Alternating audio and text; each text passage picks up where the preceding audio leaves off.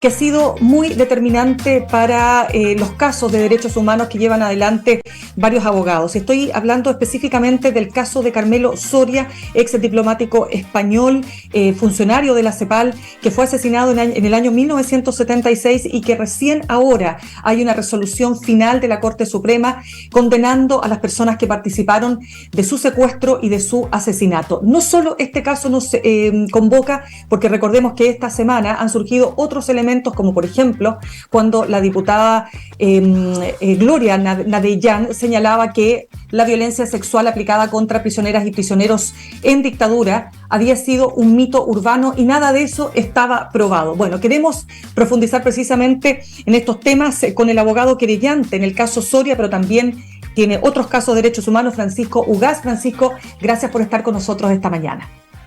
Muy buenos días. Por nada, Mirna, un gusto saludarle a usted y saludar también a quienes le acompañan escuchándola o viéndola. Muchas gracias por Francisco. La invitación. Francisco, lo primero que quiero preguntarle es lo siguiente: ¿cómo se entiende que este caso se resuelva recién 47 años después? Se explica primero porque hubo una dictadura que se extendió hasta el 11 de septiembre hasta el 11 de marzo, de 1990, en que se garantizó la impunidad de quienes cometieron estos crímenes, y que esa garantía de impunidad también se extendió durante los primeros años de democracia. Y por cierto, las dificultades que devienen de la investigación de todos estos procesos también radican en los pactos de silencio, en la imposibilidad o dificultad de encontrar testigos para poder esclarecer, por ejemplo, estos hechos, dadas las dificultades, dada la forma en que se cometen estos delitos por parte de los agentes. Estos delitos fueron cometidos con el objeto también de garantizar esa impunidad.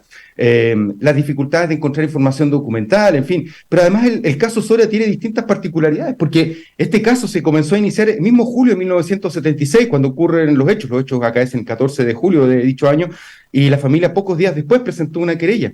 El proceso tuvo un derrotero, un camino bastante pedregoso, hasta incluso se aplicó ya en democracia el decreto de ley de amnistía en favor de dos sujetos que habían sido procesados, como fueron Guillermo Salinas y también Remigio Ríos San Martín, que estaba fallecido. Decisión que aplicó la amnistía y lo sobreseyó, que fue confirmada después por la Corte Suprema en democracia. Y eso motivó ya a partir del año 2002 la apertura de un proceso por el delito de asociación ilícita para cometer estos crímenes que llevó en su oportunidad el ministro Madrid. Y por cierto, el caso del homicidio permaneció amparado por ese decreto ley de amnistía durante mucho tiempo. Hasta que, por allá por el año 2013, don Alfonso Insunza, que en ese entonces detentaba la representación letrada de la familia, y en eso quiero rendirle un especial homenaje a don Alfonso Insunza, abogado, querellante de múltiples causas de derechos humanos, que acompañó a múltiples familias y que ya no nos acompaña, que hizo una enorme labor en el trabajo, en una enorme labor o trabajo precisamente en el caso. Y en el 2014 ya se reapertura el caso por el homicidio y posteriormente confluyen en la Corte Suprema ambos casos, la asociación ilícita y el homicidio, siendo radicado el caso completo en el ministro Lamberto Cisterna, quien en definitiva lo falló el año 2019.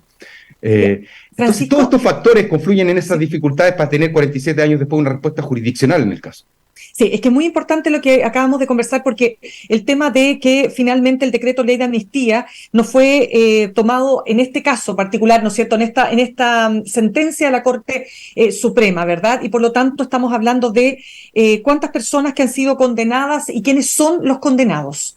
Por supuesto. En este caso concreto, fueron condenados 4 agentes que pertenecían específicamente a la brigada Mulchen de la Dirección de Inteligencia Nacional. En este caso tenemos a Guillermo Salinas, a Quilot, a Belmar. Perdón, son 3 agentes que pertenecían a dicha unidad o brigada. También otros integrantes de la DINA, sí, son 3, Pedro Espinosa, Raúl Iturriaga Neumann y Juan Hernán Morales Salgado. Pero además, ex agentes del ejército, funcionarios del ejército fueron condenados por otros delitos, ya no por el homicidio propiamente tal o por la asociación ilícita para cometer el homicidio en Carmelo Soria, y esos son Eugenio Covarrubias y también está Sergio Seas en Fuego, que era un ex fiscal militar. Perfecto. Sí, Francisco, es que es muy importante entender lo siguiente: ¿por qué asesinar a Carmelo Soria? ¿Cuál era el objetivo? Bueno, todos estos delitos son cometidos con el objeto de infundir terrores precisamente también en la sociedad y particularmente una dictadura que se estaba instalando de manera cruenta en nuestro país y quería eliminar a todas las personas que pudieran constituir algún peligro precisamente para el desarrollo de ese plan que constituyó la dictadura, entre ellos su plan criminal. Y Carmelo Soria era militante del Partido Comunista. Tanto en España, y acá estuvo colaborando también en algunas labores para efectos de resistencia, y constituía particularmente un peligro precisamente para la dictadura, dado su rol al ser funcionario diplomático de una organización internacional. Entonces esos factores también son relevantes para efectos de que la dictadura haya puesto sus ojos sobre él y en definitiva haya actuado secuestrándolo, torturándolo y matándolo. Ya, abogado, cuando me tocó investigar varios casos de derechos humanos, se sabía o se señalaba, ¿no es cierto?, que Carmelo Soria había sido asesinado con gas sarín y había sido llevado a la casa de Locurro por donde estaba Michael Townley, ¿no es cierto?, y su esposa en ese entonces, ¿no es cierto?, Mariana Callejas, ¿verdad? Quiero saber qué pasó con ese elemento que se consideraba central en la investigación. ¿Qué ocurrió ahí?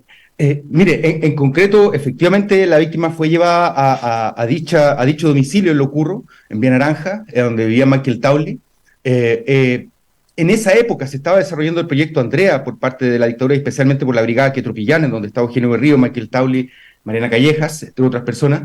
Pero en el caso concreto no se pudo establecer específicamente que se haya empleado gasarín. De hecho, la calificación jurídica de los hechos es de homicidio calificado por alevosía y por premeditación conocida, no por veneno, que es otra circunstancia calificante. Entonces, en el caso concreto no se pudo establecer, pero sí es un asunto que en la época, o sea, el uso de armas químicas, especialmente gasarín, era utilizado particularmente por esta brigada. Pocos meses después, si me lo permite, Por favor. a finales de noviembre del año 1976, se cometió otro homicidio, y en ese caso, en que actuaron los mismos agentes que participaron en el crimen de don Carmelo Soria, Salinas, Quilot, Belmar, y que es el homicidio de don Renato León Centeno, ex conservador de bienes raíces de Santiago, que actualmente está en primera instancia, en fase de sumario, lo sustancia actualmente la ministra Paola Plazas, pero ya existe ahí un procesamiento dictado en contra de estos agentes, y se establece particularmente el empleo de veneno específicamente en el crimen perpetrado en perjuicio de don Renato León Centeno. Así que ese es un elemento que también puede ser importante traerlo a colación. Sí, Francisco, es que es súper importante porque el caso es y aquí quiero entrar en la otra parte, ¿no?, que dice relación con el uso de armas químicas por parte de la dictadura y de los organismos de seguridad, porque es importante para que nos ayudes a recordar quién era Renato León Centeno, porque uno se imagina que todos los que fueron asesinados, ¿no es cierto?, con armas químicas, obviamente eran todos opositores, pero no fue el caso, y este es uno de ellos. Él era un conservador de bienes raíces, ¿no es así? ¿Me puede ayudar, abogado, a entender y a comprender el contexto en el que ocurre ese crimen en particular? Perfecto, Mirna. Mira, Renato León Centeno efectivamente era conservador de bienes raíces, era un funcionario extremadamente probo, muy correcto según lo caracterizan las personas que declaran, lo han descrito a él como en calidad de testigo en la presente causa, que se sustancia en la cual también tengo la posibilidad de participar. Y él era bastante conservador y venía de una familia que estaba también muy ligada al mundo militar, y específicamente al Ejército de Chile. Entonces, no era una persona contraria a la dictadura, que nos afectó entre el 73 y 90. Sin embargo, ya en 1976, lo que se ha podido establecer en el marco de la investigación que está siendo sustanciada por la ministra Paola Plaza, se le solicitó por parte de agentes de la DINA inscribir determinadas propiedades a nombre de algunos funcionarios, particularmente la Dirección de Inteligencia Nacional. Y don Renato León Centeno no lo hizo, se negó a realizarlo. Y esa fue su sentencia de muerte. Según se ha establecido, precisamente en el mismo procesamiento se da cuenta de esta situación de que ese sería el móvil particularmente de que haya motivado específicamente el homicidio de la víctima que fallece en los últimos días del mes de noviembre del año 1976. Ya. Entonces, metámonos ahí usted habló del proyecto Andrea. ¿Qué fue el proyecto Andrea y cómo fue que la dictadura decide, o la DINA, ¿no es cierto?, decide ocupar armas químicas para terminar con los opositores? ¿Cómo fue eso? La DINA tenía entre sus agentes a un sujeto, un químico que se llamaba Eugenio Berríos Sagredo. Eugenio Berríos era un sujeto, un criminal de lesa humanidad, claro está, pero también un sujeto que hay que decirlo era bastante inteligente, ¿ya? Empleaba su inteligencia claramente para el mal. Y él se adscribió a una unidad de la DINA que precisamente era Quetropillán. Berríos, por cierto, formó parte antes de Patria y Libertad. Y en la DINA formó parte de esta brigada Quetropillán con Michael Tauli, así como también Mariana Callejas, como refería hace unos momentos atrás, y otras personas, y empezaron a desarrollar particularmente armas químicas para cometer delitos en perjuicios de víctimas. Y específicamente, uno de los proyectos concretos que tenía era el denominado Proyecto Andrea, que se constituía básicamente en la elaboración de gas sarín para eliminar a opositores al régimen militar.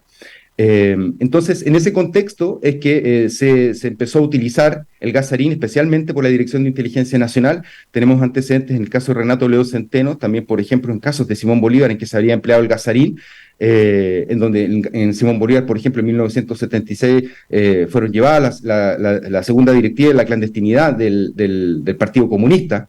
Esto en marco del caso de Conferencia 2, por ejemplo. Entonces, fue utilizado precisamente como un arma que es silente, claro está, para poder, porque en esa época vestigios no dejaban prácticamente precisamente este tipo de armas, aunque con el devenir del tiempo se pudo establecer que efectivamente se usó gas sarín, particularmente, por ejemplo, en el caso de Renato León Centeno, y fue un arma que precisamente también elaboró la dictadura. Claro, abogado, lo que pasa es que todo esto que estamos conversando es una información que surge a partir del caso Frey. Vamos a entrar ya en el tema Frey, pero lo que no hay que olvidar es que precisamente la investigación del caso Frey permitió conocer todo esto que estamos hablando, del caso Berríos, ¿verdad? Es decir, toda la injerencia que tuvo Berríos en la elaboración de estas armas químicas. No olvidemos que a Orlando Letelier se había pensado asesinarlo también con un arma química, o con, no sé si era gasarín u otro elemento. Y finalmente se descarta porque era muy peligroso trasladarlo en avión, ese producto químico, ¿verdad? Y finalmente se lo asesina de la forma en que ya todos conocemos. Entonces, abogado, yo quiero entender, metámonos ahora en el caso Frey, porque ha sido un duro golpe para la familia el que la Corte Suprema terminara descartando toda acción de terceros, no, y por supuesto absolviendo a todos los imputados por el juez Madrid. ¿Qué alcances ha tenido para el mundo de los derechos humanos y particularmente para ustedes, los abogados, esa resolución de la Corte Suprema? Sí, mire, una precisión respecto a lo que señalaba en torno a dónde surge la información del proyecto Andrea, porque eso surge del caso Berríos propiamente tal, y después el caso Frey surge de Berríos particularmente. Perfecto, entonces ya se hablaba de Andrea precisamente en el caso relativo al homicidio y asociación ilícita de Eugenio Berríos Agrego. Ahora, respecto a la pregunta relativa al caso Frey, claro, fue un golpe fuerte. Nosotros también desde el estudio jurídico de don Nelson Caucoto, del cual formo parte, ejercemos la defensa letrada de la familia, y especialmente de doña Carmen. Fue un golpe fuerte porque nosotros teníamos buenos elementos, fundamentos para poder justificar precisamente los recursos que impetramos, y la resolución de la Corte Suprema, que conoció un recurso de derecho estricto, el recurso de casación, que es complejo poder mover los hechos que se han establecido por los jueces de fondo. Bueno, en definitiva llevó a la Corte Suprema a desestimar las casaciones que planteamos. Solamente nos acogió una casación formal que tiene que ver con la absolución de personas que estaban muertas, respecto de quienes solo se podía dictar un sobreseimiento. Pero claro, fue un golpe muy fuerte porque teníamos buenos elementos que pudiesen justificar precisamente el homicidio. Particularmente hay una prueba. A ver, el acto homicida, concretamente, según la teoría y tesis que nosotros planteamos, y basada en los antecedentes del caso, tiene que ver con una realización de una operación totalmente innecesaria, en que se forzó la intervención quirúrgica realizada por Patricio Silva Garín. Y que de la realización de esa operación, que le reseccionan 32 centímetros el intestino a don Eduardo Frey, de ahí declina ostensiblemente su salud y posteriormente ya fallece en enero de 1982. Y resulta que para justificar de que esa operación era totalmente innecesaria, bajo un diagnóstico que no existía, y que esa resección era totalmente innecesaria, existe un informe de 10 peritos del Servicio Médico Legal que categórica y unívocamente manifiestan particularmente esto. O sea, que la víctima no parecía una obstrucción intestinal y que era totalmente innecesario realizar precisamente esa operación, esa intervención quirúrgica. Se fuerza por Patricio Silva Garín, y posteriormente se le resecciona el intestino a la víctima. Y, como mencionaba, eso también, ahí deviene el deterioro de la salud del paciente. Este informe pericial es refrendado por las declaraciones de los mismos 10 peritos en el marco del proceso, que son concluyentes, compartiendo la conclusión que señalan en su informe pericial del Servicio Médico Legal. Y, por cierto, también hay un informe de un anatomopatólogo de la época, de apellido Rosenberg, no es el Rosenberg que había Sí, sido de la formulado al cargo en Católica. Curicó, claro, Claro. y que analizó la pieza que había sido reseccionada. Y esa pieza no tenía ningún problema, no se observaba nada. Y ese informe está también plasmado en el caso, es de los antecedentes, y fueron totalmente desestimados estos elementos que dan cuenta de una intervención quirúrgica que era totalmente Ya, innecesaria pero una respecto a víctimas, cosa, por ejemplo. claro, pero lo que pasa, Francisco, es que una cosa es que la operación no fuera necesaria y otra es que se pudiera probar efectivamente que a él se lo había asesinado, o sea, que fue un proceso donde se lo fue, porque usted sabe que esto fue cambiando, ¿no? Primero se habló de armas químicas o se especulaba, ¿no es cierto?, respecto de la posibilidad de que le hubiesen aplicado algún tipo de veneno, después se dijo que se fue debilitando de manera dirigida, ¿no es cierto?, su sistema inmune, al punto que finalmente termina el presidente muriendo, entiendo, de una septicemia generalizada, etcétera, ¿no? Entonces, eso no se pudo probar. Por lo tanto, la Corte no tuvo a la vista la cantidad de elementos suficientes para poder formarse la convicción de que aquí había acción de terceros. Sí, a ver, en definitiva, en este caso fue una investigación extremadamente larga, se trataron de reunir todos los elementos y la verdad, a ver, a propósito de lo que usted señala del uso de elementos químicos, también nosotros en este caso forma parte de nuestra teoría y tesis del caso. O sea, la víctima fue operada a propósito de la hernia de hiato que le afectaba y posteriormente esa operación realizada por el doctor Augusto Larraín fue totalmente exitosa. Y posteriormente vuelve a su domicilio y empieza a sentir problemas a su salud que lo hacen retornar particularmente a la Clínica Santa María. Y aquí ocurren varios elementos, porque precisamente lo que se estableció a través de los peritajes es que se habían inoculado pequeños dosis de talio y sulfato de mostaza que en definitiva producían un efecto muy similar a la obstrucción intestinal. Y eso es lo que hace, según nuestro planteamiento, llevar que vuelva a la víctima precisamente a la Clínica Santa María. Y aquí la víctima a la Clínica Santa María no va o no retorna por Augusto Larraín, que había sido el primer médico que lo trató, que estuvo preocupado de él constantemente, sino que ahí Patricio Silva Garín se hace del paciente de una manera bastante particular y en definitiva él establece que existe este diagnóstico de obstrucción intestinal, que existían elementos para decir que no había obstrucción intestinal, como le he mencionado, ex post, pero también en la época, a propósito de este examen del señor Rosenberg, y resulta que igualmente fuerza esa intervención que no era necesaria, si ahí está el acto doloso, no es una mera negligencia. Cuando se interviene una persona en un estado que estaba afectado por la interacción de estos elementos y se deteriora su salud porque se le hace una resección del intestino en que estaba totalmente afectado esto, realmente ahí a la víctima le viene una sepsis de la cual no sale sino hasta que posteriormente fallece en enero de 1982. Entonces, sí, quizás no se pudieron reunir todas las pruebas, insisto en un planteamiento que le había formulado anteriormente, en estos casos son cometidos por los agentes para que no sean descubiertos. Ahí está la garantía de impunidad de los criminales de lesa humanidad. Pero en definitiva, a lo mejor en este caso concreto, las pruebas fueron insuficientes para la Corte Suprema, pero sí le comento que hay otros elementos probatorios que fueron desestimados por la Corte y que fueron de una relevancia sustancial como para justificar una tesis imputativa como aquella que planteamos en el caso. ¿Cómo cuál? ¿Cómo cuál, por ejemplo, dice usted? Le acabo de mencionar los informes Lo que me médicos. acaba de mencionar. Le acabo de mencionar el informe del Servicio Médico Legal, pronunciado por 10 peritos del Servicio Médico Legal, que posteriormente prestan declaración en la causa y que posteriormente está este informe del anatomopatólogo Rosenberg de la época que establece que no había ninguna obstrucción intestinal y que la pieza reseccionada estaba sana. Bueno, pero usted habló algo muy importante, abogado, al comienzo, y usted habló del pacto de silencio. La misma familia señalaba, no sé, no este es el único caso donde desafortunadamente no se ha podido probar la tesis del crimen, ¿verdad? Y en este hecho puntual, cuando usted habla de pacto de silencio, ¿qué entendemos por pacto de silencio? ¿Qué implicancias? ¿Qué significa eso? El pacto de silencio es el mutismo propio de las participaciones o la verificación de los hechos criminales que se cometieron en perjuicio de víctimas durante la dictadura. Es esos acuerdos, esos conciertos que existen entre los agentes del Estado y civiles que participaron en crímenes de esta naturaleza y que en definitiva no entregan esa información que es tan útil y tan necesaria para poder esclarecer estos hechos y determinar quiénes participaron con el objeto de ser sancionados. En múltiples procesos nosotros lo hemos visto. Hay algunos en que se han manifestado de una manera muy evidente, por ejemplo, en el caso de don Víctor Jara y Litre Quiroga. ahí nos costó enormemente obtener información de la oficialidad de la misma institución del Ejército de Chile.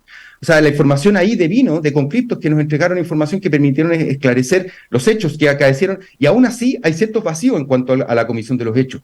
Pero efectivamente, los pactos de silencio también se aprecian en el caso de Eduardo Frei Montalva. Los pactos de silencio también se aprecian, por ejemplo, en el caso de don Carmelo Soria. En el caso de don Carmelo Soria, les comentaba que habían 2 sujetos que están condenados por hechos ocurridos con posterioridad a la verificación del crimen de don Carmelo. En el año 1993, Eugenio Covarrubias y Sergio Sea Cienfuegos, fiscal militar, realizaron acciones, el primero, presentando pruebas falsas en juicios, y el segundo, falsificando instrumentos públicos que fueron incorporados a un juicio, esto con el objeto de, en definitiva, amparar en esa impunidad a los criminales que habían cometido material e intelectualmente el homicidio de don Carmelo Soria. Ya, vamos, abogado, vamos a otro tema que salió esta semana que tiene que ver con este cuestionamiento que hace una parlamentaria. Si fuera una persona común y corriente, uno dice, bueno, ya, pero se trata de una parlamentaria de la República. Estoy hablando de la diputada Gloria Nadellán, que dijo que la violencia sexual aplicada contra prisioneras, y ella se refería a mujeres, aunque sabemos que también fue contra hombres, en la dictadura era parte del mito urbano y que no hay nada probado. ¿Qué hay respecto de aquello? Y le menciono directamente la venda sexy, le digo porque me tocó hacer un reportaje sobre esa casa de la DINA que estaba en la comuna de Macul, que tiene precisamente esa particularidad, ¿no es cierto?, de la agresión sexual a las víctimas. A ver, yo encuentro brutal que a estas alturas, cuando ya se ha sabido, por ejemplo, lo que ocurrió en Venda Sexy, existe una parlamentaria que manifieste de manera tan ligera y tan hiriente expresiones como la que usted ha mencionado y como la que hemos conocido esta semana. Expresiones por ciento infundadas, porque desconoce que la Judicatura, precisamente esta semana, el día lunes pasado, dictó a través de la Corte Suprema una sentencia definitiva de término en el caso Venda Sexy, cuaderno A, en el cual se establece que se condena a 3 agentes del Estado por los delitos de secuestro calificado y aplicación de tormentos respecto de 4 hombres, pero delitos también de secuestro calificado y aplicación de tormentos con violencia sexual en perjuicio de 6 mujeres. De 6 mujeres. Ese recinto, como usted bien dice, Mirna, y usted investigó y su investigación fue muy útil también y aportó al proceso que se sustancia y que tiene un cuaderno B que actualmente también se está sustanciando, pero que está en fases previas en plenario actualmente específicamente. Dan cuenta particularmente de que Venda Sexy era un recinto de la DINA que era utilizado para cometer vejámenes sexuales en donde las víctimas eran torturadas, incluso empleando un perro llamado Bolodia, que lo utilizaban para violar sexualmente a las víctimas que allí estaban. Y como usted manifestó, no solamente mujeres, sino que también hombres. Entonces, en un Estado democrático de derecho es extremadamente importante que las autoridades que lo integran, en este caso del Poder Legislativo, se informen debidamente acerca de los pronunciamientos que, por ejemplo, profieren a través de sus sentencias otros poderes del Estado, en este caso el Poder Judicial, y que conozca los hechos que ahí se establecen para hablar con conocimiento de causa y no manifestar esas expresiones tan groseras, brutales e hirientes para las víctimas. Ya, abogado, respecto de aquellos que hoy día están fugados, estamos hablando de una importante cantidad de exagentes, tanto militares como civiles, que están prófugos de la justicia y por los cuales hay órdenes de detención. ¿De quién estamos hablando, abogado? No sé si usted tiene por ahí la lista, yo la tengo acá, pero para que nos ayude a entender un poco la relevancia que tienen esos casos en puntual. Sí, en el marco de los fugados, yo debo hacerle mención, por ejemplo, en conferencia 2, respecto al caso en el cual la Corte Suprema dictó sentencia definitiva de término hace pocos meses atrás. Ahí tenemos fugados a Cheñó, un criminal que pertenecía, Humberto Cheñó, que pertenecía específicamente a la DINA. Tenemos también a Álvarez Droguet, que es otro sujeto que está fugado desde ya el caso Martugarte, con antelación, y que permanece fugado y que tampoco ha podido ser sancionado o sea, para efectos de cumplir la pena para ingresar en el marco del caso Conferencia 2. También en el caso Conferencia 2 está José Miguel Mesa Serrano y Eduardo Alejandro Yarza Riquelme, primero de la Armada, el segundo del Ejército, que también formaron parte de la DINA y que también participaron en los secuestros, torturas y homicidios de víctimas del caso Conferencia 2, en donde se eliminó a la segunda directiva de la clandestinidad del Partido Comunista. Les comento también que, dentro de los casos que estamos tramitando también en el estudio del cual formó parte, está Jorge Octavio Vargas Fori, que fue oficial del Ejército, que formó parte de la Central Nacional de Informaciones y que está sancionado como coautor en el asesinato de Federico Álvarez Santibáñez, a una pena de 10 años y un día. Está Héctor Fernández Oce Yáñez, que es un oficial de Carabineros de Chile y que fue condenado como autor en al menos 6 casos por asesinato de la población San Gregorio. Y particularmente también puedo mencionar a Rubén Haroldo Morales López, oficial del retiro de Carabineros, que fue condenado a la pena de 10 años y un día como autor del homicidio calificado de Jorge Vázquez Molina. Y así hay otras personas que están engrosando esta lista de 10 sujetos que hemos dado a conocer que forman parte de los sujetos que actualmente se encuentran fugados, prófugos de la justicia. Y esto se produce una vez que usted es consciente y la sociedad es consciente, Mirna, de lo difícil que ha sido juzgar estos casos, llegar a sentencias condenatorias. Entonces, que posteriormente, una vez que se realiza todo el trabajo que determina la sanción punitiva que se impone a estos sujetos, que se generen estos espacios para que ellos se fuguen y no cumplan así sus penas, incumpliendo así también el Estado de Chile, la obligación de sanción de sujetos que han cometido crímenes de lesa humanidad, es muy preocupante. Aquí deben extremarse los esfuerzos por parte de la institucionalidad, especialmente por el judicial y las policías, para efectos de que se puedan cumplir las sentencias que están dictadas por la Corte Suprema o la Corte, que se trate de manera efectiva, y los sujetos que han sido condenados ingresen a cumplir estas penas. Pero no puede darse margen a estas alturas de espacios para que se den a la fuga sujetos que han participado en estos crímenes. Sí, abogado, yo sé que usted ya lo planteó, pero para poder hacer una recapitulación, ¿por qué ha sido tan difícil lograr justicia en estos casos?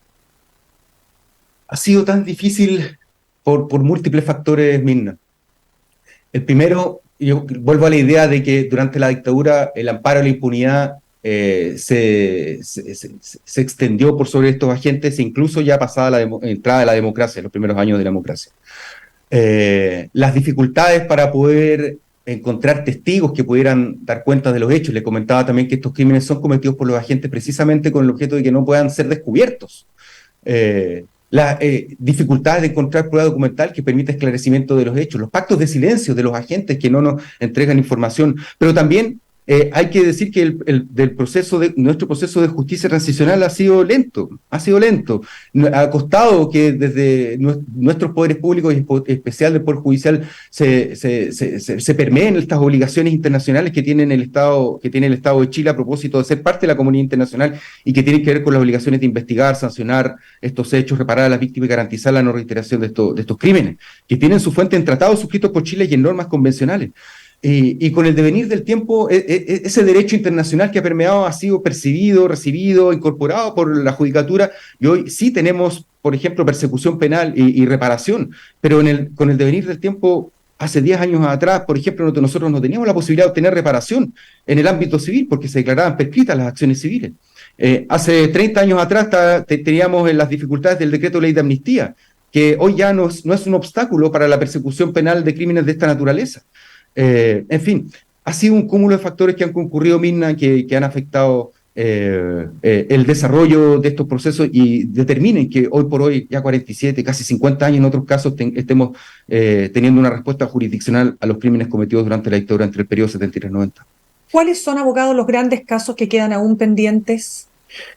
Actualmente están pendientes de resolución por parte de la Corte Suprema. Ya se produjeron las audiencias, por ejemplo, la cúpula central del Partido Socialista, donde está don Carlos Lorca Tobar, por ejemplo. Está pendiente de resolución el caso Operación Cóndor, está pendiente de resolución por parte de la excelentísima Corte Suprema del caso de don Víctor Jara Martínez y don Litré Quiroga Carvajal. Está pendiente también de resolución algunos episodios específicos de Operación Colombo. El día lunes próximo, por ejemplo, vamos a terminar una audiencia ante la Corte Suprema que contempla 3 episodios específicos de Operación Colombo. Una que me apellido Salinas, don Jorge Miller, Carmen Bueno, y el episodio relativo a Rodrigo Gas Morales. Y así, también Reinalda Pereira, en el marco de Conferencia 2, está pendiente de conocimiento y resolución por parte de la Corte Suprema. Pero sí debo mencionarle que desde octubre pasado se observa en las tablas mismas del Poder Judicial y específicamente de la Corte Suprema una gran cantidad de causas que integran estas tablas, y la Corte Suprema ha hecho un esfuerzo enorme por conocer y resolver estos casos. Le comento que, por ejemplo, en junio, a finales de junio del 2023, teníamos 34 casos fallados que fueron los mismos resueltos, la misma cantidad de casos resueltos el año previo. Y quedan muchos casos pendientes de resolución y también de dictarse estos acuerdos o fallos por parte de la excelentísima Corte Suprema. Muy probablemente ya vamos a superar claramente esa cifra de 35 fallos que fueron los que se fallaron o dictaron durante el año pasado por parte de la Corte Suprema. Ya, abogado Francisco Ugaz, quiero darle las gracias por haber estado con nosotros esta mañana. Por nada, Mirna, muchas gracias a usted por la invitación. Gracias por divulgar esta información que es tan relevante en nuestra sociedad y que cuesta mucho que múltiples medios masivos puedan referirla. Esto es esencial para luchar contra este negacionismo que nos está afectando. Gracias, Mirna, que tenga muy buen día a ustedes y las personas que le siguen. Hasta luego. Gracias. Muchas gracias. Saludamos a esta hora a nuestros auspiciadores. Copeuch Inversiones te ayuda a cumplir tus metas desde 1.500 pesos y con una comisión que se acomoda a tu bolsillo. 100% digital, fácil de usar, te acompaña y con el completo control de tus fondos. Copeuch.cl, el sitio donde todos pueden invertir. Y Universidad Central, formando personas. Ven a vivir la experiencia USEN. Para los que buscan avanzar, posgrados USEN. Acreditada y adscrita a gratuidad, conoce más en posgradosusen.cl. Nos vamos al corte y al regreso conversamos con el autor del libro El Loco, la biografía no autorizada del candidato de la ultraderecha argentina Javier Milei. Hablamos del periodista Juan Luis González. Ya estamos de regreso. En instantes, una